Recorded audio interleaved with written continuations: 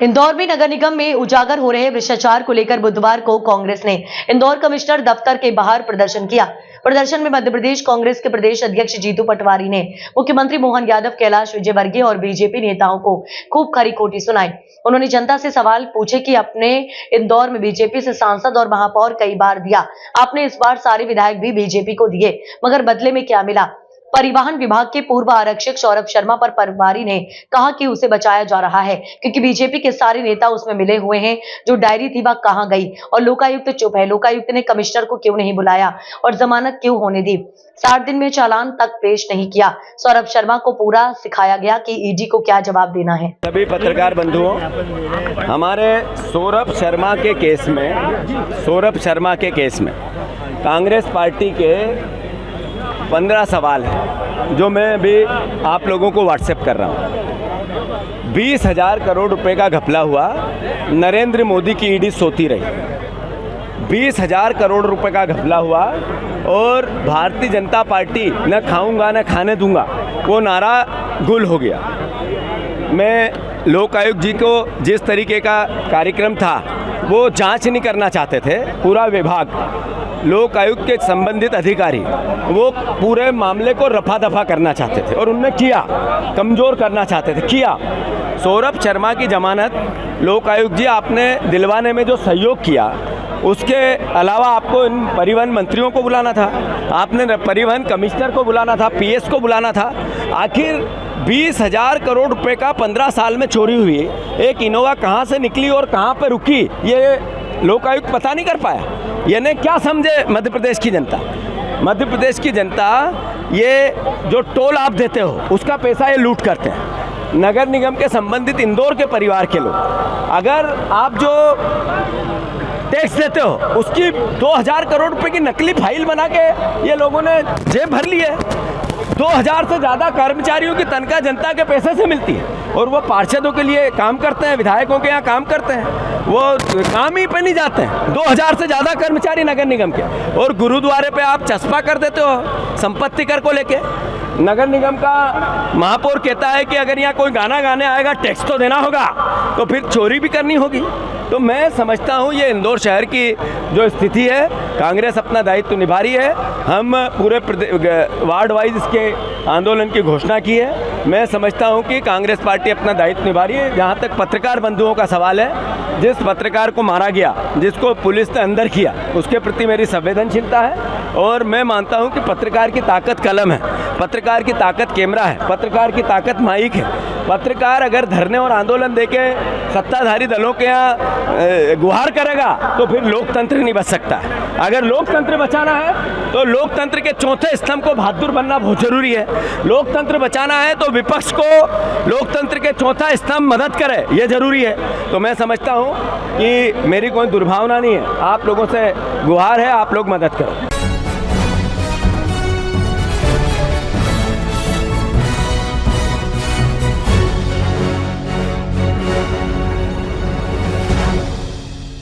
धार जिले के धामनोद थाना क्षेत्र के अंतर्गत चौंकाने वाली घटना।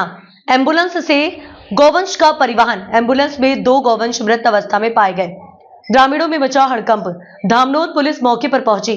धार के धामनोद थाना क्षेत्र में एम्बुलेंस का दुरुपयोग, गौवंश एवं मृत गौवंश मिले। धार जिले के धामनोद थाना क्षेत्र के अंतर्गत आज एक चौंकाने वाली घटना सामने आई है। गणपति घाट के नए ब्रिज के नीचे खड़ी एक एम्बुलेंस क्रमांक MP 09 BA 0981 में सूत्रों के मुताबिक कट्टू गौवंश भरे हुए थे। एम्बुलेंस हिलने लगी तो पलासमाल के पूर्व सरपंच श्री राम और कुछ ग्रामीणों को शंका होने पर इसकी जांच की तो पाया कि एम्बुलेंस के अंदर 9 गौवंश भरे हुए थे, जिसमें 2 गौवंश मृत अवस्था में पाए गए। इस घटना को देखकर ग्रामीणों में हड़कंप मच गया। ग्रामीणों के अनुसार उन्होंने देखा कि एक एम्बुलेंस जिसका टायर फूटा हुआ था नए ब्रिज के पास खड़ी थी। जब उन्होंने एम्बुलेंस के पास आकर देखा तो अंदर 9 गौवंश भरे हुए थे, जिसमें से 2 मृत अवस्था में थे। इधर एम्बुलेंस ड्राइवर एम्बुलेंस छोड़कर फरार हो गया। घटनास्थल पर यह दृश्य देखकर ग्रामीणों ने इसकी सूचना तुरंत धामनोद पुलिस को दी, जो मौके पर पहुंची और आगे की कार्रवाई पुलिस द्वारा की जा रही है। एक और जहां देखा जाए तो एम्बुलेंस का उद्देश्य हमेशा लोगों की जिंदगी बचाना और उन्हें इलाज के लिए अस्पताल तक पहुंचाना होता है, लेकिन इस घटना ने यह सवाल खड़ा कर दिया है कि एम्बुलेंस का दुरुपयोग कैसे हो सकता है। यह वाहन जो आमतौर पर गंभीर मरीजों का परिवहन करती है, अब कटु जानवरों के परिवहन के लिए इस्तेमाल किया जा रहा है, जिससे ग्रामीणों में हड़कंप मच गया। जी, एम्बुलेंस में कीड़े भर के जा रहा था, आपने पकड़े, क्या है पूरा मामला? हमने पकड़ा नहीं है, हमने तो ऊपर से देखा टायर फूटा था, इसमें बत्ती लगी हुई थी, वो बत्ती निकाल रहे थे ना, फिर एक मारुति थी साथ में, तो उसमें बैठ के वो चले गए। तो हमको शंका लगी, फिर गाड़ी हिल गई, आके देखा तो कीड़े भरे हुए। कितने कीड़े थे इसमें? 9 कीड़े, उसमें कोई जानवर की मौत भी हुई है? 2 कीड़े मर गए, बाकी सब सुरक्षित? बाकी सूरत 2 और घायल है, उनके उम्मीद कम है, मतलब बचे या नहीं बचे पर गारंटी। क्या नाम आपका? राजेश। नमस्कार, मैं पीपल फॉर एनिमल से विजया शर्मा। अभी हमारे सामने एक पशु क्रूरता का केस आया है जो धार जिला धामनोद से बाईपास नए गणपति के वहाँ पर है, जिसमें जीवनदायिनी एम्बुलेंस में कुछ गोवंश ठूस कर भरे जा रहे थे, जिसमें से कुछ गोवंश की मृत्यु हो गई है। और ये बड़ा ही शर्मनाक है कि जो एम्बुलेंस हमें जीवन दे रही है, उसी एम्बुलेंस में गोवंश की मृत्यु हो रही है।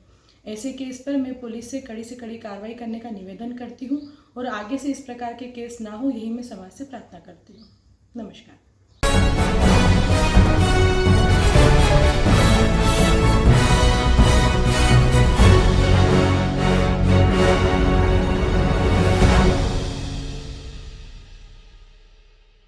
उज्जैन में परिवहन विभाग के पूर्व आरक्षक सौरभ शर्मा और उसके सहयोगी चेतन सिंह व शरद जायसवाल की जमानत पर कांग्रेस ने विरोध प्रदर्शन किया। कांग्रेस विधायक महेश परमार, शहर कांग्रेस अध्यक्ष मुकेश भाटी और जिला ग्रामीण कांग्रेस अध्यक्ष कमल पटेल के नेतृत्व में कार्यकर्ताओं ने प्रदेश सरकार के खिलाफ नारेबाजी की। कांग्रेस कार्यकर्ताओं ने शहर कांग्रेस कार्यालय के नीचे रैली निकाली और मुख्यमंत्री डॉक्टर मोहन यादव के 3 पुतले फूके। प्रदर्शन के दौरान पुलिस और कांग्रेस कार्यकर्ताओं के बीच झड़प हुई। पुलिस ने बताया कि प्रदर्शन बगैर अनुमति के किया गया और बिल्डिंग से जला हुआ पुतला फेंका गया, जिससे जनहानि हो सकती थी। एडिशनल एसपी नितेश भार्गव ने बताया कि दोषियों के विरुद्ध प्रकरण दर्ज किया जाएगा। कांग्रेस विधायक महेश परमार ने कहा कि तत्कालीन परिवहन मंत्री से लेकर वर्तमान सरकार के मुख्यमंत्री व गृह मंत्री सभी परिवहन विभाग की गड़बड़ी में शामिल हैं। परिवहन विभाग के पूर्व आरक्षक सौरभ शर्मा, उसके सहयोगी चेतन सिंह गौर और शरद जायसवाल को लोकायुक्त विशेष कोर्ट से जमानत मिल गई है। आरोप लग रहे हैं कि लोकायुक्त पुलिस 60 दिनों में चार्जशीट पेश नहीं कर सकी, जिसका लाभ आरोपियों को मिला।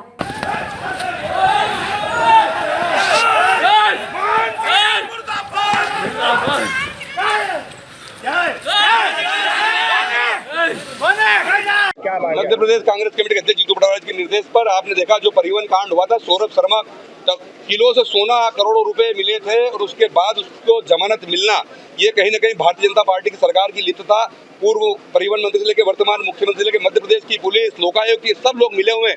क्यों न्यायालय में इन लोगों ने आपत्ति दर्ज नहीं कराई, क्यों चालान पेश नहीं किया? इस बात का ये प्रमाण है कि भारतीय जनता पार्टी स्वयं मुख्यमंत्री और वर्तमान तात्कालिक मुख्यमंत्री, वर्तमान मुख्यमंत्री सब इसमें लिखते हैं। भाजपा एक तरफ हमारे कांग्रेस के कार्यकर्ता न्याय की लड़ाई लड़ते हैं, किसानों की लड़ाई लड़ते हैं, और किस तरह भारतीय जनता पार्टी के लोग शासन प्रशासन में बैठे सत्ताधारी लोग झूठे प्रकरण बनाते हैं। एक तरफ सौरभ शर्मा जैसे भ्रष्टाचारी को बचा रहे हैं। ये सौरभ शर्मा का भ्रष्टाचार नहीं थे, भाजपा का भ्रष्टाचार था, इसलिए उसकी जमानत हुई।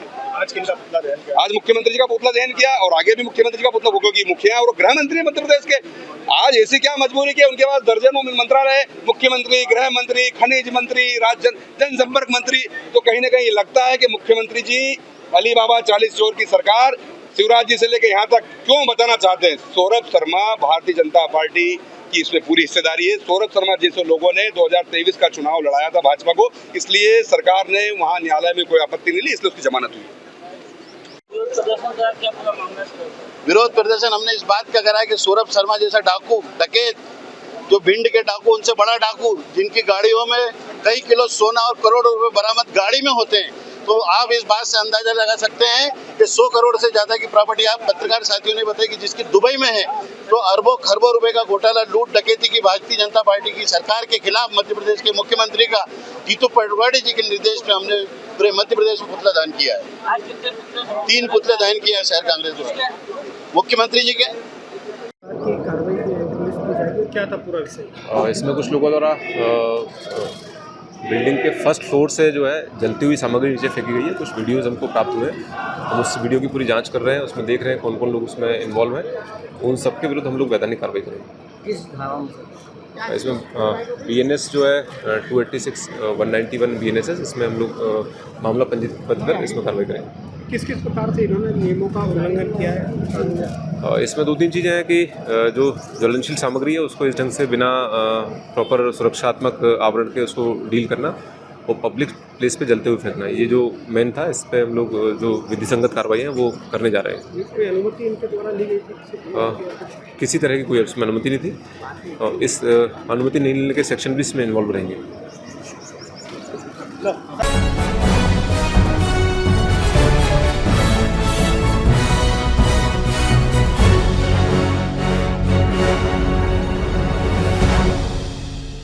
शुक्ल पक्ष पंचमी को जैन तीर्थ समेत शिखरजी के पर्वत पर योग निरोग करते हुए सिद्धवर कूट से निवाण को प्राप्त हुई भगवान अजीतनाथ भगवान का मोक्ष कल्याणक मनावर में दिगंबर जैन समाज ने धार्मिक आयोजन कर भगवान को निर्माण लाडू चढ़ाया।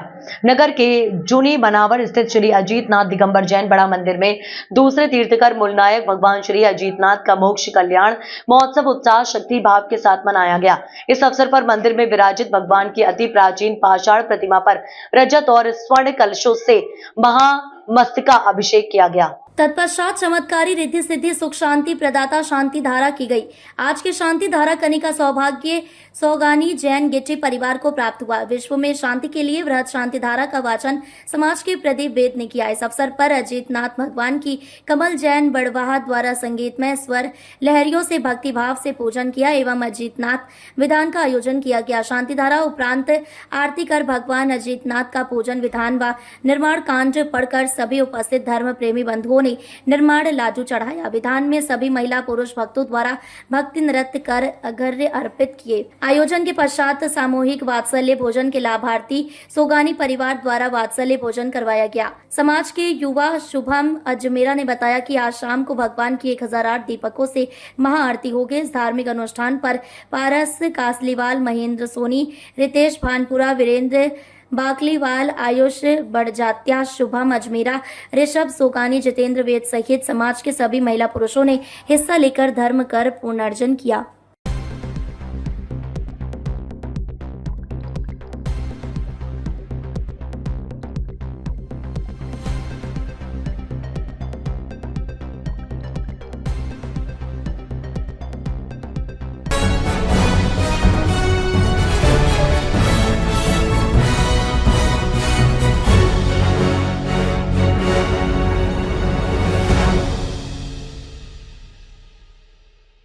धार जिले में फरियादी बाघ सिंह पिता सिलदार खरतेज जाति बिलाला निवासी ग्राम कातरखेड़ा की सूचना पर कुछ दिनों पहले रात की दरमियानी रात करीबन 1 बजे अज्ञात हथियारबंद बदमाशों ने उन हथियार की नोक पर बंधक बनाया और घर की अलमारी का ताला तोड़कर उसमें रखे 4 किलो 500 ग्राम लगभग चांदी के गहने व 50,000 रुपए नकदी लूट कर ले गए और फरियादी बाघ सिंह और उसके परिवार को घर के अंदर बंद करके फरार हो गए।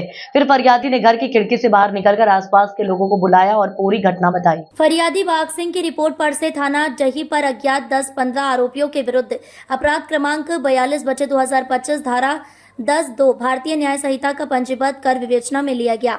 उल्लेखनीय कार्रवाई घटना की गंभीरता को देखते हुए तत्काल थाना जही के ग्राम कातरखेड़ा में साइबर सेल व क्राइम ब्रांच की टीम के साथ घटनास्थल का निरीक्षण किया गया और डकैती की घटना में फरियादी बाघ सिंह खरते से संवेदना व्यक्त करते हुए अज्ञात बदमाशों की निशानदेही पर डकैती की घटना को अंजाम देने वाले को साइबर सेल व पुलिस की एक टीम द्वारा घटनास्थल पर प्राप्त साक्ष्य के आधार पर आरोपी जुगन पिता भुवन सिंह भील निवासी ग्राम बेडवी थाना टांडा को नदिया के पार ढाबा टांडा से गिरफ्तार किया। वह घटना के संबंध में पूछताछ करते समय बताया कि उसने साथी भजक सिंह, कालिया भिकिया झिनिया, कालिया संतोष सुमल, रमेश सोहन, मेहर सिंह निवासियान बोडाबरा व सरदार निवासी पिपलदा के साथ मिलकर सोहन की दुकान ग्राम बोडाबरा में कातरखेड़ा में डाका डालने की योजना बनाई और भिकिया और रमेश ने पहले ग्राम कातरखेड़ा में जाकर रैकी की। फिर रात में 9-10 बजे सरदार की तूफान गाड़ी में बैठकर बंदूक व फालिया लेकर सभी जेवरात वजन करीब 4.5 किलो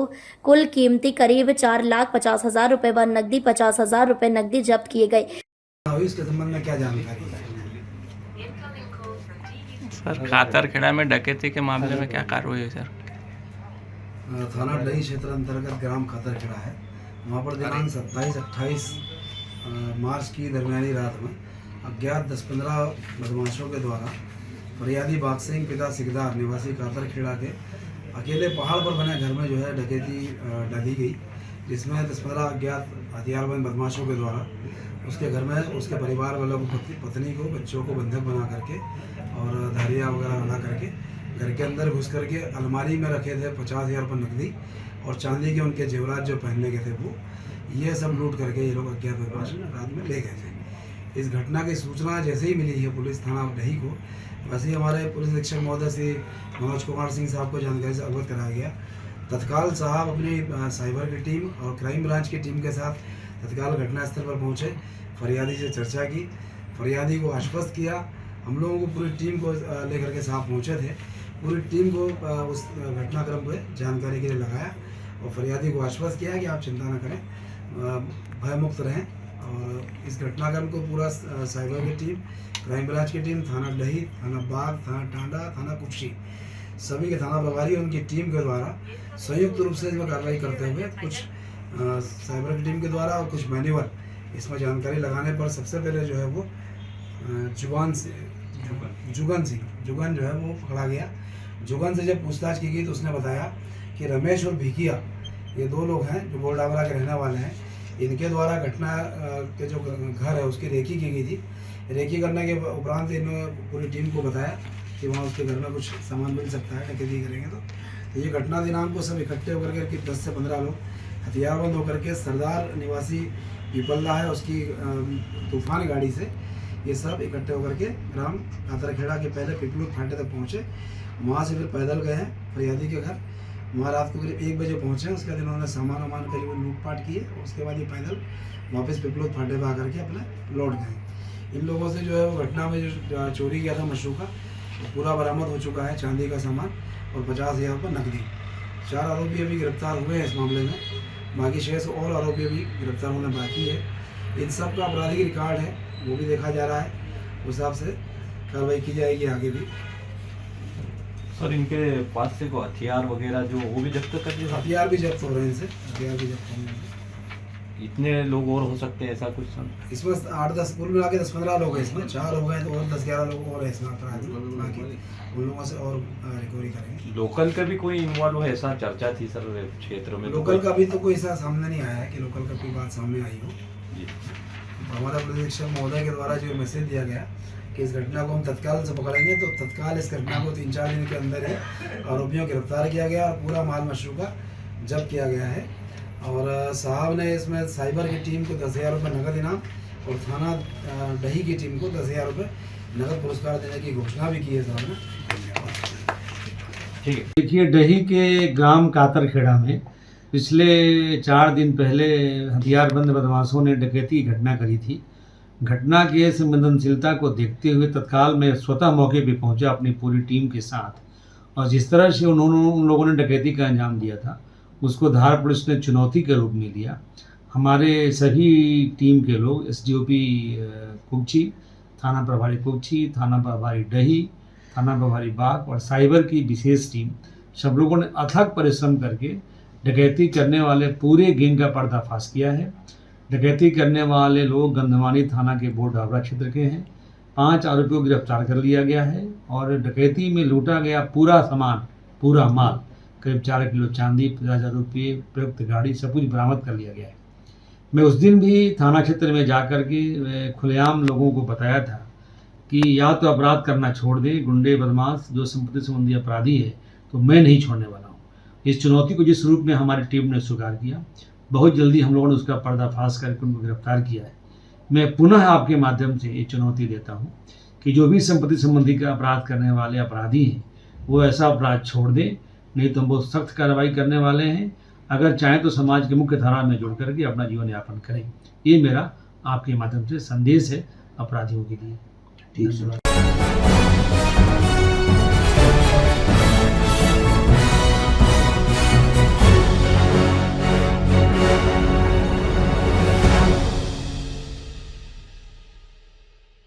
बड़वानी में भारतीय जनता पार्टी की जिला बैठक जिला अध्यक्ष अजय यादव के नेतृत्व में बुधवार को दोपहर में भाजपा जिला कार्यालय में संपन्न हुई। जिला मीडिया प्रभारी सुनील भावसार ने बताया कि उक्त बैठक में आगामी 6 अप्रैल को स्थापना दिवस से शुरू हो रहे विभिन्न कार्यक्रमों को लेकर चर्चा कर कार्यकर्ताओं व पदाधिकारियों को दायित्व सौंपा गया है। अतिथियों द्वारा भारत माता पंडित दीनदयाल उपाध्याय व डॉक्टर श्यामा प्रसाद मुखर्जी के चित्र पर माल्य अर्पण कर दीप प्रज्वलित कर बैठक का शुभारंभ किया गया।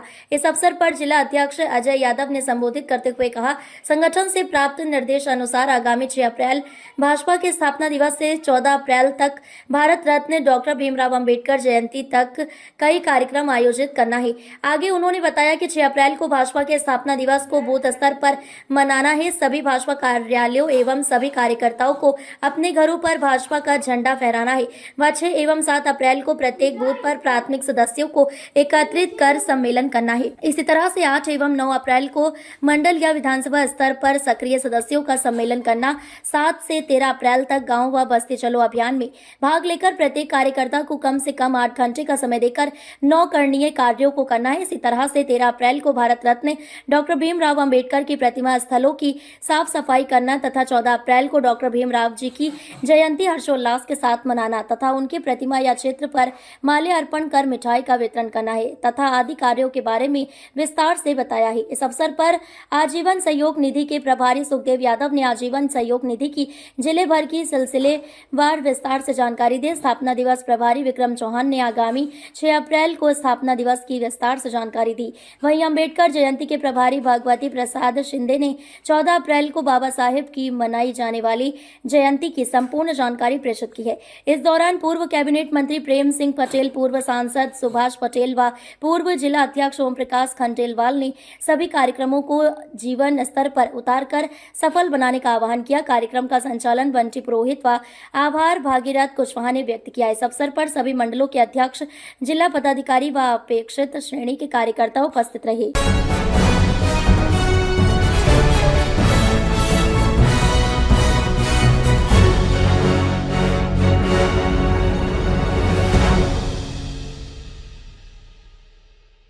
सोमवार को सद्भावना मंच के आमने सामने कार्यक्रम में आईआईटी बॉम्बे स्वराज फाउंडेशन संस्थापक प्रोफेसर चेतन सिंह सोलंकी पहुंचे, जो कि मध्य प्रदेश शासन के सौर ऊर्जा ब्रांड एम्बेसडर भी हैं।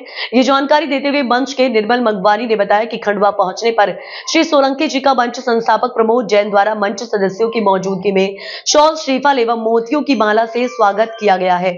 इस अवसर पर श्री सोलंकी ने बताया कि मैंने नवंबर 2020 में एनर्जी स्वराज यात्रा शुरू की थी, जो एक अद्वितीय 11 वर्षीय यात्रा है और इसके तहत वे वर्ष 2030 तक निरंतर यात्रा करेंगे। आपको बता दें कि उन्होंने प्रण लिया है कि यात्रा के दौरान और पूर्ण होने तक वे अपने घर नहीं जाएंगे।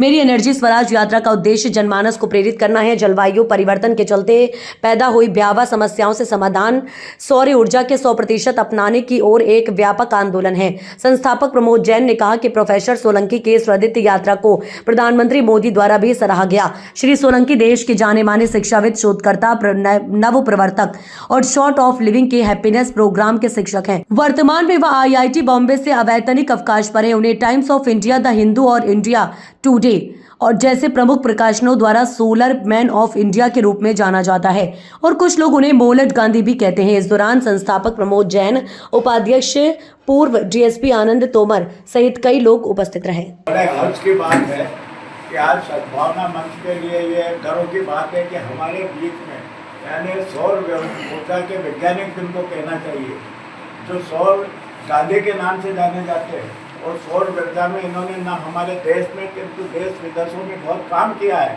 और सौर ऊर्जा को बढ़ावा देने के लिए जो सतत प्रयत्नशील है।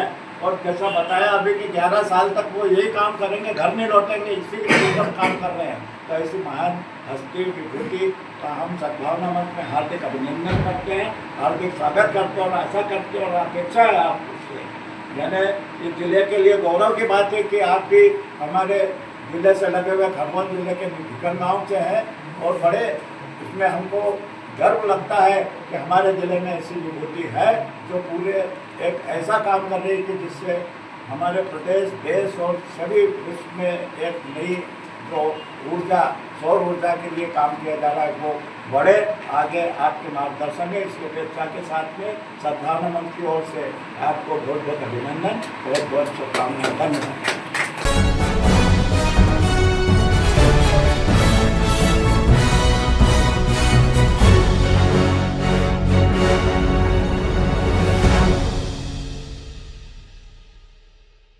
मध्य प्रदेश के मैहर में मां शारदा देवी मंदिर 52 शक्तिपीठों में से एक है। यहां रोजाना देवी के दर्शन को लेकर भारी भीड़ होती है। ये पवित्र धाम मैहर जिले के पास त्रिकूट पर्वत पर स्थित है। इस मंदिर को लेकर लोगों की कई सारी मान्यताएं हैं। ऐसा माना जाता है कि जो भक्त मां के दरबार में भाव के साथ आते हैं उन्हें कभी निराश होकर नहीं लौटना पड़ता। मैहर के शारदा देवी धाम में पहुंचना इतना आसान नहीं है कि इसके लिए दर्शनार्थियों को त्रिकूट पर्वत पर 1082 सीढ़ियां चढ़नी पड़ती हैं। हालांकि जो ये लंबा रास्ता तय करने में असमर्थ है वे रोपवे, उड़न खटोली की सुविधा भी ले सकते हैं, लेकिन इसके बाद भी ज्यादातर भक्त सीढ़ियों से ही जाते हैं। ये पवित्र धाम देवी शारदा को समर्पित है। इस स्थान को लेकर कई सारी पौराणिक कथाएं प्रचलित हैं। ऐसा कहा जाता है कि जब शक्ति स्वरूपा मां सती ने यज्ञकुंड में कूदकर आत्मदाह कर लिया था, तब भगवान शंकर उनके शव को लेकर पूरे ब्रह्मांड में घूम रहे थे।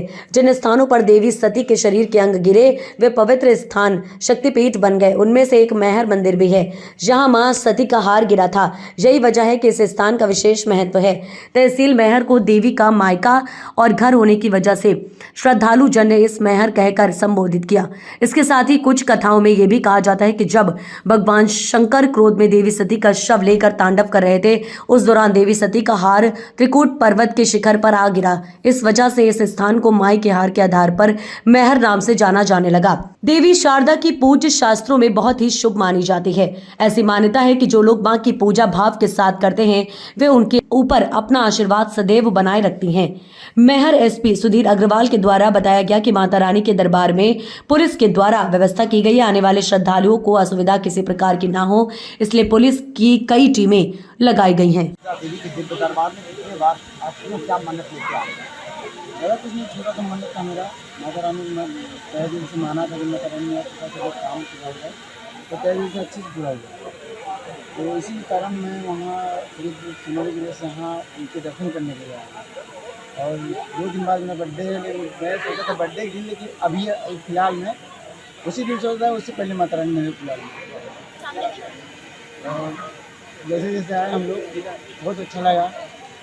बस थकावट की हुआ सही करने हैं माता रानी के दर्शन करने से सब कुछ मतलब दिल को ठंडा मिला। अरे जितनी थकावट थे हमारे अंग पूरे सही हो गए। नमस्कार, इस समय मध्य प्रदेश के मैहर जिले में मौजूद हूँ, जहाँ माँ जगतजननी शारदा देवी का दिव्य दरबार है। माँ जगतजननी त्रिकूट पर्वत पर विराजमान है। माँ जगतजननी 52 पीठों में एक पीठ मानी गई है, क्योंकि जब माँ सती अग्निकुंड में प्रवाहित हुई थी तब भगवान भोलेनाथ उनके शव को लेकर तांडव मचा रहे थे, तभी माँ का हार गिरा और इसी का नाम माँ मैहर पड़ गया। आइए हमारे साथ कुछ लोग मौजूद हैं, उनसे जानकारी लूँगा कि यहाँ पर आप आए हैं, क्या मान्यता लेकर आए? मैं जय कुमार माझी, यहाँ पर मैं बहुत कुछ मतलब मान्यता और बहुत ही श्रद्धालु होकर यहाँ पर आया हूँ और बहुत ही पवित्र स्थल है और मैं चाहता हूँ कि इसको साफ़ सफाई बनाकर रखी जाए और मतलब यहाँ पर पूरी व्यवस्थित हर जगह होना चाहिए। और कुछ क्या मान्यता लेकर आप पहुँचे हैं? यहाँ पर मैं मान्यता लेकर आया हूँ कि सब कुछ अच्छा हो मेरे घर में और मतलब कोई परेशानी ना हो, मतलब अपना जीवन की जो योजनाएँ हैं वो सफल रहें। कितने साल से आप यहाँ आ रहे हैं? यहाँ पर मैं तकरीबन 20 साल से आ रहा हूँ यहाँ पर और इस बार तो मैं 4थी या 5वीं बार आया हूँ। मतलब बहुत अच्छा लगता है, यहाँ पर सुकून मिलता है मन को यहाँ पर आने से और बहुत ही मन को मतलब शांति मिलती है। जी, माता जगतजननी शारदा देवी दरबार में मैं यही मन्नत लेके पहुंची हूँ कि मेरी माँ ठीक हो जाए। पैरालाइज प्रॉब्लम है उनको, एस्ट्रोलॉजी से नाम मेरा। कितने साल से आप आ रही हैं? कभी करीबन फर्स्ट बार ही है मेरा। माता रानी दरबार में क्या नाम लिखती हैं? सुधा भारती चिरौली। शारदा देवी के दिव्य दरबार में पहुंची, क्या मन्नत लेकर पहुंची और क्या कितने सालों से आ रही हैं आप? जी, मैं यहाँ लगातार 20 सालों से आ रही हूँ और मैं कैमूर निवासी हूँ और मैं कैमूर से आज माता जी के दर्शन करने आई हूँ। क्या मन्नत थी कुछ? जी, मन्नत थी और माता जी से बस यही आशीर्वाद है कि वो हमारे साथ। क्या नाम लिखती हैं? जी, मैं पूजा चावला हूँ। आया हूँ कि मेरा परिवार हमेशा खुश रहे। कितने सालों से आ रहे हैं आप? मैं यहाँ पर 12 वर्षों से आ रहा हूँ। कौन से गांव से हैं आप? उधरन गांव से।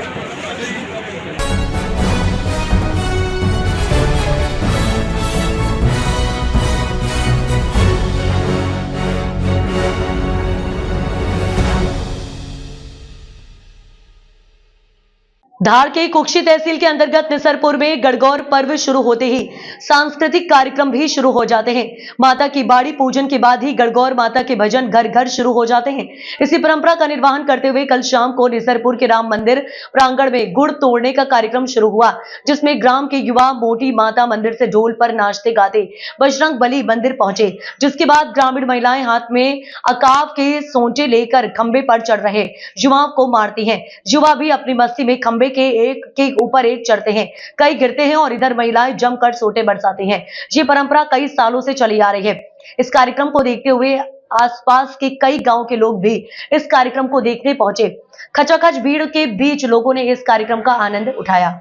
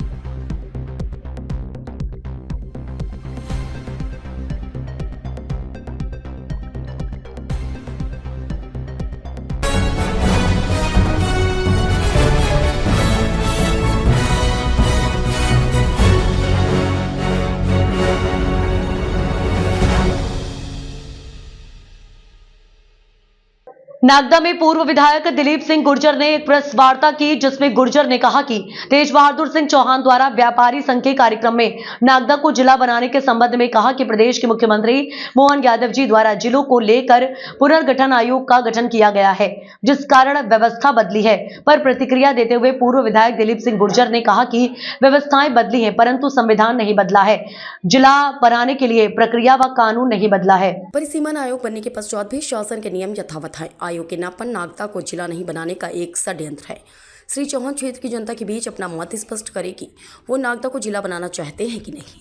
परिसीमन आयोग का गठन हुए 1 वर्ष बीत चुका है। 1 वर्ष पश्चात विधायक तेज बहादुर सिंह कह रहे हैं कि जो जिले की कल्पना करते हैं वो इस आयोग के सामने अच्छे सुझाव व पक्ष प्रस्तुत करें। मैं भी कर रहा हूँ, उसी अनुसार क्षेत्र की जनता अपना पक्ष रखे कि जिससे कि नागदा का पक्ष मजबूत हो। श्री गुर्जर ने कहा है कि उज्जैन रतलाम जिले की सीमाओं का परिवर्तन करके नागदा को नया जिला बनाने के गजट नोटिफिकेशन जारी कर आपत्तियों के निराकरण करने की प्रक्रिया पूर्ण हो चुकी है। पुनर्गठन आयोग भी राजस्व मंत्रालय के अधीन है। नागदा को जिला बनाने की उक्त प्रक्रिया पुनः दोहराने का कोई वैधानिक प्रावधान नहीं है। विधायक चौहान सत्तारूढ़ पार्टी के विधायक है। यदि वो गजट अनुसार जिला बनाने की अंतिम प्रक्रिया पूर्ण करने की मांग करे तो शासन को किसी भी हालत में जिला बनाने की प्रक्रिया पूर्ण कर नागदा को जिला बनाने हेतु बाध्य होना पड़ेगा। यह बात विधायक चौहान भली भांति जानते हैं।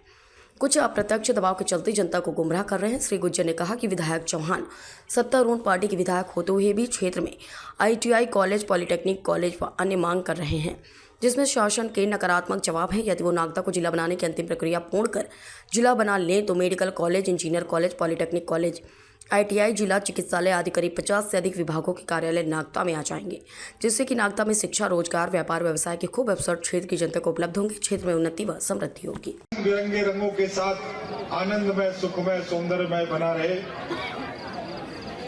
आज का ये कार्यक्रम निश्चित ही बहुत गरिमापूर्ण है। मैं आप सभी आयोजकों को भी इस कार्यक्रम के लिए बहुत सारा धन्यवाद कहना चाहता हूं। मंच पर उपस्थित नागदा व्यापारी संघ के संयोजक दिलीप जी, संगठन के अध्यक्ष नामदेव जी, संरक्षक दिनेश अग्रवाल जी, मंच पर उपस्थित हम सबके नेता परम आदरणीय माननीय वरलाल सिंह राणावत साहब, इस क्षेत्र के लोकप्रिय नेता पूर्व विधायक द्वय मान्यवर दिलीप सिंह शेखावत जी, मान्यवर दिलीप सिंह गुजर जी, भारतीय जनता पार्टी के जिले के अध्यक्ष राजेश धाकड़ जी, नागदा नगर के दोनों मंडल के अध्यक्ष जी, नगर पालिका के अध्यक्ष प्रतिनिधि और मालपानी जी से लेकर अगर मैं सीधा कहूं कि दिनेश अग्रवाल जी तक मंच पर जितने सब साहिबान बैठे हैं और सभी भाइयों और बहनों को नमस्कार करते हुए मैं सोचता हूं विषय आज शुभकामनाओं का ही था, पर दिलीप जी ने जो बात कही है मुझे ऐसा लगता है कि उस बात की जानकारी आप सब लोगों को जरूर बतानी चाहिए। सब लोग खाना खा रहे हैं, पर मुझे विश्वास है कि मेरी बात को आप थोड़ी सी तवज्जो देंगे। आप सब लोग व्यापारिक क्षेत्र में बहुत अच्छा काम कर रहे हैं और किसी भी नगर के विकास में, क्षेत्र के विकास में, देश के विकास में यदि किसानों की महत्वपूर्ण भूमिका है तो उसका एक महत्वपूर्ण हिस्सा व्यापारी भी है। लगता है कि ये बात जरूर बतानी चाहिए। प्रदेश के यशस्वी मुख्यमंत्री जी ने अभी एक बहुत महत्वपूर्ण निर्णय लिया है। मध्य प्रदेश लगातार विकसित प्रदेशों की ओर अग्रसर है। अभी तक मध्य प्रदेश में कोई महानगर नहीं था, लेकिन मध्य प्रदेश में अब 2 महानगर होंगे। अभी सरकार की पहली कल्पना में 2 महानगर है और उसमें एक इंदौर है और दूसरा भोपाल है। और हम सब व्यापारी भाइयों का सौभाग्य है कि इंदौर महानगर जो होगा, उस महानगर का जो हिस्सा होगा उसमें इंदौर के साथ देवास तो है, लेकिन देवास के साथ नागदा भी है, उज्जैन भी है। ये सबसे बड़ी बात है। बड़नगर का भी कुछ हिस्सा है उसमें। और जब ये हम सब महानगर के हिस्से बनेंगे तो फिर नागदा का व्यापार भी महानगर की तरह होगा, नागदा के औद्योगिक क्षेत्र का विकास भी महानगर की तरह होगा, हमारे अपने नागदा और नागदा से जुड़े हुए क्षेत्र की अधोसंरचना भी महानगर की तरह होगी। और मुझे लगता है कि आने वाला क्षण हम सबके लिए, अपने नागदा नगर के विकास के लिए बहुत सौभाग्यशाली रहने वाला होगा। चाहे शिक्षा के संसाधन होंगे, स्वास्थ्य के संसाधन होंगे। मैं सोचता हूं कि इतने में ही सारे विषय को आप लोग सब समझ रहे होंगे। अब इसके साथ एक विषय निश्चित रूप से जुड़ जाएगा। राजनीतिक क्षेत्रों में अच्छा और बुरा कहने और बताने वाले लोगों की कोई कमी नहीं होती, इसलिए बहुत सारी भ्रांतियां भी पैदा होंगी। जैसी वर्तमान में अभी किसानों के लिए बारे में कहा जा रहा है कि आपकी जमीनों को सरकार हड़पने का काम कर रही है। मैं एक लाइन में बताना चाहता हूं, किसानों को हिस्सेदार बनाने का काम सरकार कर रही है। और सरकार के इस नए संशोधन से किसान मुआवजा नहीं, किसानों की 10-10, 15-15, 20-20 गुना जमीनों के जब भाव बढ़ेंगे तो वो उसका आधे का मालिक होगा। सरकार ने इस तरीके का संशोधन किया। दिलीप जी ने एक बात कही है कि 4 लेन में नागदा की कनेक्टिविटी, मैं आपको विश्वास दिलाता हूं। मैं प्रफुल्ल शर्मा जी का भी यहां पर धन्यवाद करता हूं। सबसे पहले उन्होंने नागदा में मुझसे आग्रह किया कि डॉक्टर साहब खाचरोद की तो कनेक्टिविटी हो गई है, दोनों तरफ से हो गई है, लेकिन नागदा की कनेक्टिविटी को अगर अपन ने इस नई 4 लेन के साथ नहीं जोड़ा, मैं आज आपको इस मंच से सारे व्यापार भाइयों को, क्योंकि आप शाम को यहाँ हो और अगले दिन दिल्ली या बंबई या पूना या उत्तर भारत या गुजरात कहीं पर भी पहुंचने के लिए ये सड़क जो होगी केवल ये जावरा और उज्जैन की सड़क नहीं है, देश के सारी सड़कों को लिंक करने वाली सड़क है और व्यापार की दृष्टि से महत्वपूर्ण होने वाली है। और नागदा के भी दोनों छोर पर इसकी कनेक्टिविटी हो, मैं आपको विश्वास दिलाता हूं कि ये सौगात भी आपको मिलने वाली है। और तीसरी बात एक और पहले से कहना चाहता हूं, जब महानगर की बात होगी तो आने वाले समय में लोग कहेंगे, दिलीप जी ने भी आज इस विषय को छोड़ दिया। इस विषय को बार बार मैंने पत्रकारों के साथ कई लोगों के सामने स्पष्ट किया है, लेकिन फिर भी बुद्धिजीवी वर्ग के महत्वपूर्ण लोग भी, राजनीतिक क्षेत्र के लोग भी, पत्रकार भी, कई लोग बार बार जिला जिला जिला जिला जिला वो तो नया हो गया, गजट नोटिफिकेशन नहीं हुआ है, फलाने जिले का कैबिनेट में आ गया है। मैंने बार बार कहा है कि व्यवस्थाएं बदल गई है, आज फिर कह रहा हूं कि व्यवस्थाएं बदल गई है। मध्य प्रदेश के हमारे यशस्वी मुख्यमंत्री जी ने मध्य प्रदेश के सभी संभागीय मुख्यालय, सारे जिले के मुख्यालय, सारी तहसीलों के मुख्यालयों को जनसंख्या की दृष्टि से और भौगोलिक दृष्टि से संतुलित किया जाए, इसको लेकर विचार करने का काम प्रारंभ कर दिया है। आयोग बन चुका है। उस आयोग के सामने जिस तरीके के भी सुझाव पहुंचेंगे, उन सुझावों को ध्यान में रखते हुए, क्योंकि पता चला एक जिला तो 25 लाख का है, 30 लाख का है और कोई जिला 4 लाख का ही है, किसी जिले का मुख्यालय 100 किलोमीटर दूर है, 65 किलोमीटर दूर है, वो महत्वपूर्ण नगर दूसरे जिले से 2 किलोमीटर पास में ही है। जैसे मैं एक उदाहरण आपको कहूं कि इंदौर का पीथमपुर धार जिले में लगता है, लेकिन उसका इंदौर से कनेक्टिविटी की लोकल बसों के माध्यम से भी है। अब ऐसे कई भौगोलिक दृष्टि से, जनसंख्या की दृष्टि से सुधार जब होंगे तो जिलों की संख्या तो यही रहेगी, पर कई मुख्यालय बदल भी सकते होंगे और कई जिले 2 या 3 भी हो सकते होंगे। और ये जो नया स्वरूप निकल कर आएगा, मैं आप सब लोगों से कहना चाहता हूं कि जो जिले की कल्पना करते हैं वो उस आयोग के सामने अपने अच्छे सुझावों को प्रस्तुत करें, अच्छे पक्षों को प्रस्तुत करें। मैं भी कर रहा हूं, आप भी करिए, हम सबको सफलता मिलेगी, इस पर भी मैं आपको विश्वास दिलाना चाहता हूं। और हो जाएगा तो उसका संबंध जिले वाले से विशेष से समाप्त नहीं होगा। महानगर बनेगा तो महानगर में भी कई जिले हो सकते होंगे। तो इन सारी बातों को आप विचार करेंगे, मनन करेंगे और ईश्वर से प्रार्थना करेंगे कि इस मध्य प्रदेश की सरकार को ताकत प्रदान करे, संबंध प्रदान करे, आप सब लोग भी मुझे सहयोग प्रदान करें। आपने जो तीनों बातें रखी है, उन तीनों बातों को मैंने स्पष्ट किया है और तीनों बातें के लिए आप सबके साथ प्रयास और विश्वास के साथ काम करता रहूंगा। आप सबको बहुत सारी शुभकामनाएं। नमस्कार। मैं नीलेश जी मेहता साहब को आमंत्रित करूंगा। राधे जी जायसवाल साहब का अभिनंदन करें, स्वागत करें। हेलो डॉक्टर साहब, क्षेत्र की जनता इतना स्पष्ट आ रही कि परिसीमन आयोग के बाद में नागदा जिला बनेगा कि नहीं बनेगा, इतना स्पष्ट कर दो।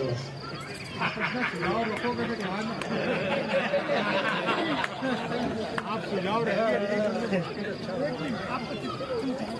और ये तीसरा दिलीप भी कह रहा है कि निश्चित रूप से नागदा को दिलीप के माध्यम से सब तेज होकर तेज बहादुर की तरह बढ़े और राजेश धाकड़ जी मुख्यमंत्री से जो सानिध्य बना है, नागदा को जितना ज्यादा से ज्यादा हम सब दे सकते हैं। और हमारे ओपी भाई थावरचंद जी के साथ जुड़े हुए हैं, तो नागदा को कोई विकास के पर डिस्टेंस लगाइए।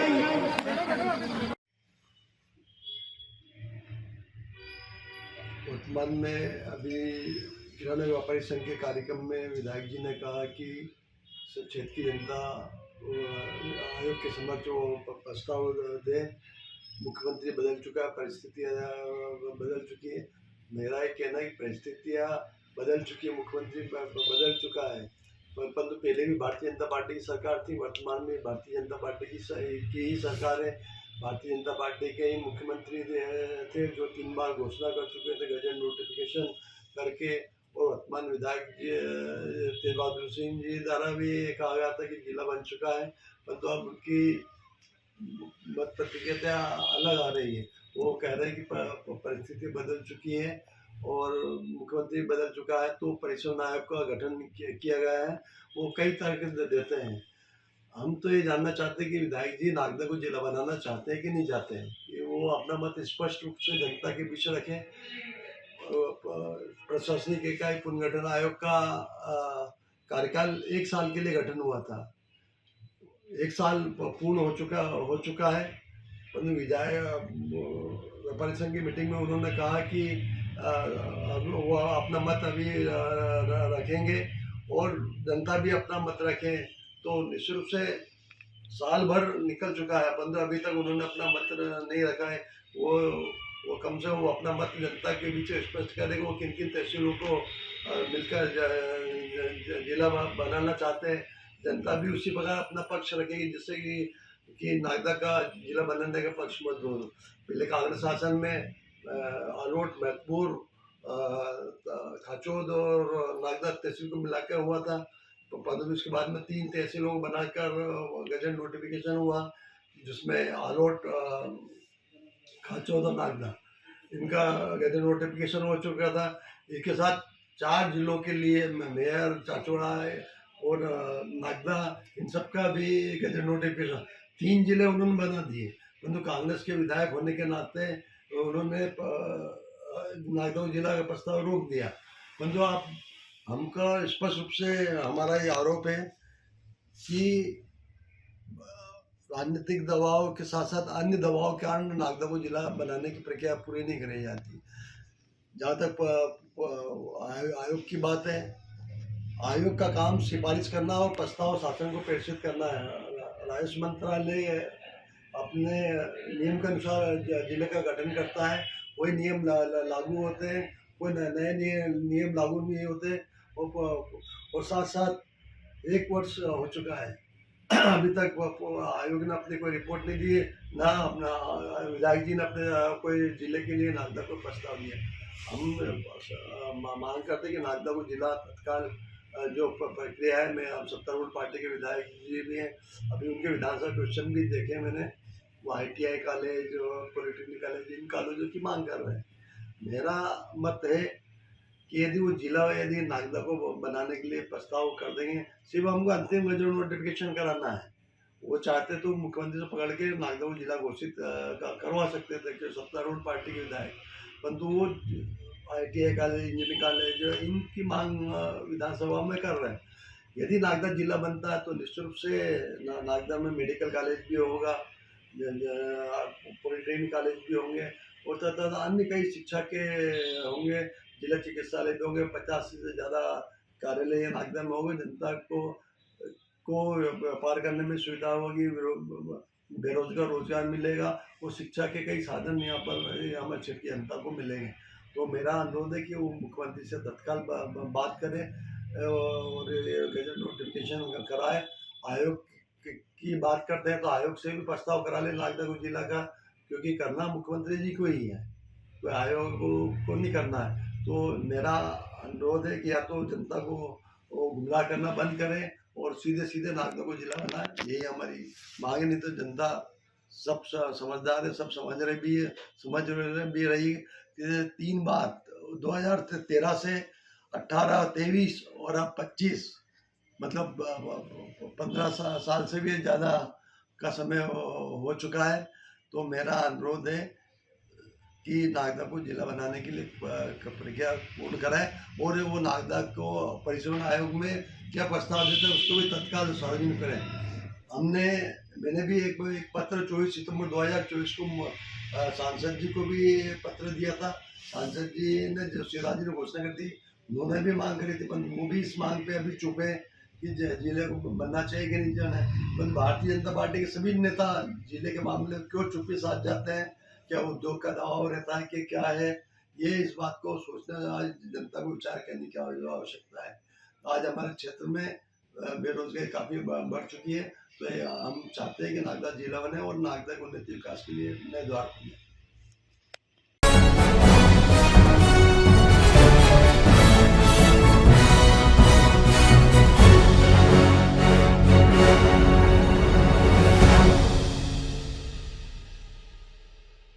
श्योपुर जिले की वीरपुर तहसील में पदस्थ तहसीलदार अमिता सिंह अपनी आपत्तिजनक पोस्टों को लेकर सुर्खियों में बनी हुई हैं।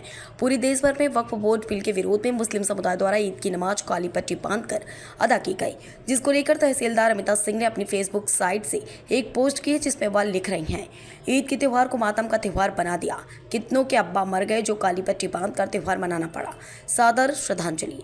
जिसको लेकर मुस्लिम समुदाय में आक्रोश व्याप्त है और मुस्लिम समुदाय द्वारा जन सुनवाई में श्योपुर कलेक्टर अर्पित वर्मा को ज्ञापन दिया गया। जन सुनवाई में तहसीलदार अमिता सिंह के बगल में श्योपुर कलेक्टर अर्पित वर्मा भी बैठे दिखाई दे रहे हैं। ऐसे अधिकारी को तत्काल प्रभाव से हटाने की मांग की जा रही है। वहीं इस पूरे मामले में अभी तक श्योपुर कलेक्टर अर्पित वर्मा की तरफ से अभी तक कोई ठोस कार्रवाई देखने को नहीं मिली।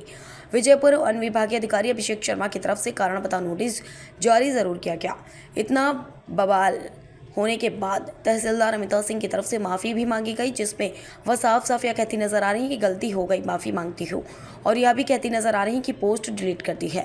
प्रशासनिक पद पर होने के बाद किसी समुदाय के खिलाफ इस तरह की पोस्ट करना और अराजकता का माहौल पैदा करना इनकी मानसिकता को साफ तौर पर दर्शाता है।